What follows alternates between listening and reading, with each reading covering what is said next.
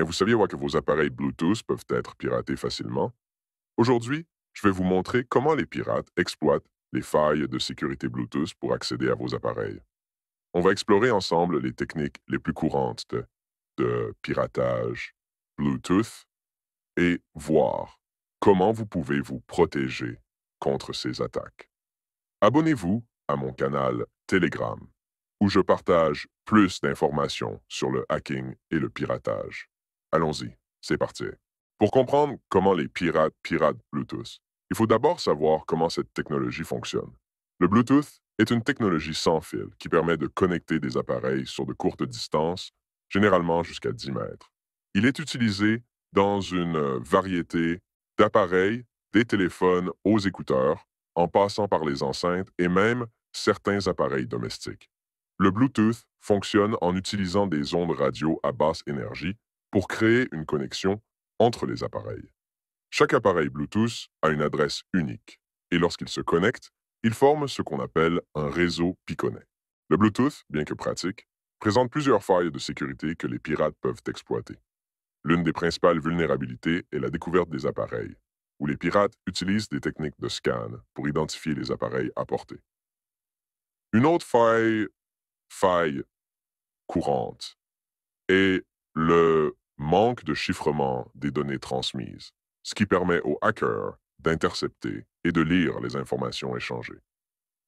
Les attaques par rejeu, où les pirates interceptent et réutilisent pendant les données d'authentification, sont également fréquentes. Ces failles rendent dans vos appareils Bluetooth vulnérables aux attaques. Il existe plusieurs méthodes que les pirates utilisent pour infiltrer vos appareils via Bluetooth. Laissez-moi vous les expliquer une par une. Vous avez peut-être entendu parler de Blueborn. Mais qu'est-ce que c'est exactement et pourquoi est-ce si dangereux? Blueborn est une attaque qui exploite plusieurs vulnérabilités dans la mise en œuvre du protocole Bluetooth. Le nom Blueborn vient du fait qu'il peut se propager dans les airs et attaquer les appareils via Bluetooth. Découverte en 2017, cette attaque permet aux pirates de prendre le contrôle total d'un appareil sans même que l'utilisateur ait besoin de cliquer sur un lien ou de télécharger un fichier. Blueborn peut infecter des appareils sous Android, iOS, Windows et Linux, ce qui en fait une menace omniprésente. Les pirates utilisent cette méthode pour exécuter des commandes malveillantes, voler des données et propager des logiciels malveillants vers d'autres appareils à proximité. Le bluesnarfing est une méthode de piratage qui cible les appareils utilisant le Bluetooth. Elle permet aux pirates d'accéder illégalement aux informations stockées sur un appareil sans le consentement de son propriétaire. Cette attaque exploite des failles dans les configurations de sécurité obsolètes ou mal configurées du Bluetooth. Les informations qui peuvent être volées via le bluesnarfing incluent des contacts, des emails, des messages, des photos et parfois même des données de calendrier et des informations d'identification. Contrairement à d'autres formes d'attaque Bluetooth telles que le bluejacking, qui est généralement inoffensif et implique seulement l'envoi de messages non sollicités, le bluesnarfing est malveillant et peut entraîner une violation significative de la vie privée. Pour se protéger contre le bluesnarfing, il est recommandé de désactiver la fonctionnalité Bluetooth lorsque vous ne l'utilisez pas, de garder votre système d'exploitation et vos applications à jour, et de n'activer le mode de visibilité du Bluetooth que lorsque c'est nécessaire. Le bluejacking est une pratique de piratage qui consiste à envoyer des messages non sollicités via Bluetooth à d'autres appareils à proximité. Contrairement à des méthodes plus malveillantes comme le bluesnarfing ou le bluebugging, le bluejacking est généralement considéré comme une blague ou un canular et n'est pas utilisé pour voler des données personnelles. L'acte de bluejacking implique généralement l'envoi de messages textes, d'images ou même de vCard, carte de visite électronique, à un autre appareil Bluetooth sans l'autorisation de son utilisateur.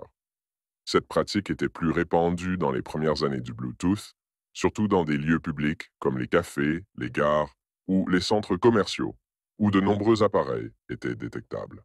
Voici les attaques de simulation Bluetooth, BIS, sont un type de vulnérabilité de sécurité qui permet à un attaquant d'usurper l'identité d'un périphérique Bluetooth précédemment appairé, sans la nécessité de connaître la clé d'appairage utilisée dans la connexion précédente. Cela permet aux pirates de s'insérer dans une connexion Bluetooth existante entre deux appareils, Cette faille repose sur des défauts dans le protocole d'authentification Bluetooth standard, en particulier dans la manière dont les appareils négocient leur identité lors de la reconnexion. Les attaques BIS exploitent le fait que le processus de réauthentification peut être trompé pour permettre à un appareil non autorisé de se faire passer pour un périphérique légitime. Découverte en 2020, les attaques BIAS soulignent l'importance de mettre à jour régulièrement le firmware des appareils Bluetooth pour corriger de telles vulnérabilités dès qu'elles sont identifiées par les fabricants. Le bluebugging est une forme de piratage Bluetooth plus avancée et malveillante que le bluejacking ou le bluesnurfing.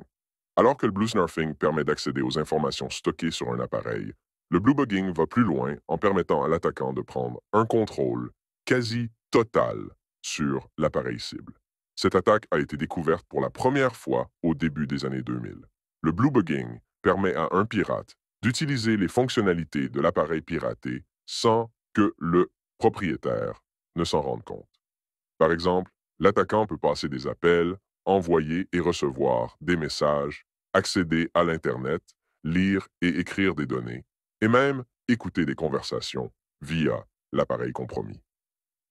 La technique implique l'exploitation de vulnérabilités dans les protocoles de sécurité Bluetooth, souvent sur des appareils qui n'ont pas été correctement sécurisés ou mis à jour. Comme le pirate doit généralement être à proximité physique pour établir une connexion Bluetooth, les risques de bluebugging sont particulièrement élevés dans des lieux publics densément peuplés. Les pirates ne choisissent pas leur cible au hasard. Comment identifient-ils les appareils vulnérables? Les pirates utilisent divers outils et techniques pour détecter et cibler les appareils Bluetooth vulnérables. L'une des méthodes les plus courantes est le scanning ou balayage, où les pirates utilisent un logiciel spécialisé pour rechercher des appareils Bluetooth actifs à proximité. Ces outils peuvent révéler des informations telles que le nom de l'appareil, son adresse MAC et parfois son niveau de sécurité. Une fois qu'un appareil est identifié comme vulnérable, souvent en raison de paramètres de sécurité défaillants ou obsolètes, il peut devenir une cible privilégiée pour des attaques plus sophistiquées. Il existe plusieurs mythes autour de la sécurité Bluetooth qui peuvent induire les utilisateurs en erreur. Premier mythe, le Bluetooth est toujours sécurisé car il fonctionne à courte portée. Cela n'est pas entièrement vrai, car les pirates peuvent utiliser des antennes puissantes pour intercepter les signaux Bluetooth à des distances beaucoup plus grandes que la portée standard.